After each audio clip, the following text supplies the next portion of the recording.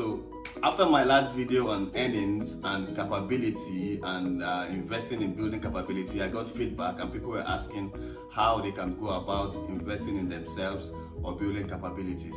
So I'm going to give you some few steps in this video, maybe 1 or 2 or even 3, and maybe continue later in a subsequent video. So number 1, it's wanting to build capabilities, and it's another thing to build the right capabilities in the right direction. So you will have to first of all define which area you want to focus on in building capability. That's number 1. So let me give an example of myself. So when I began my career as a graduate trainee engineer, having an electrical engineering background. Okay, so in electrical engineering, it's so wide that you can build competence in different areas of electrical engineering. We have the power engineering, we have the machine engineering, we have electronics engineering, we have telecoms engineering, and we have automation or instrumentation engineering.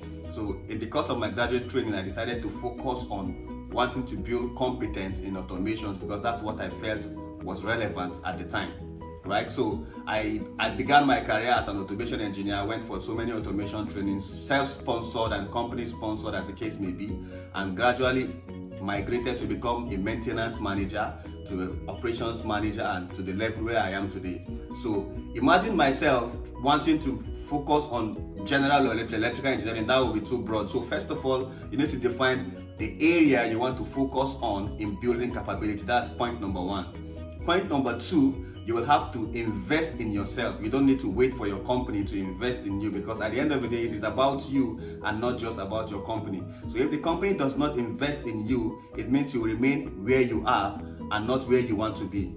So you have to spend some money, you have to save some money and spend some money in certifications. In my early career days, I remember my friends when we get paid, a lot of people were buying cars, a lot of people were doing so many fancy things. But for me, I knew where I was going to, and I knew the plan and strategy I had to achieve these things. And one of the strategies was to, first of all, at this point in time, not focus on cars or fancy things, but to focus on putting my money in my head, which is what I did. And today the story is different. It is completely different. So in the next video, I'm going to be talking about the power of mentorship and how mentorship is a way you can invest in yourself or leverage on mentorship to move to the next level.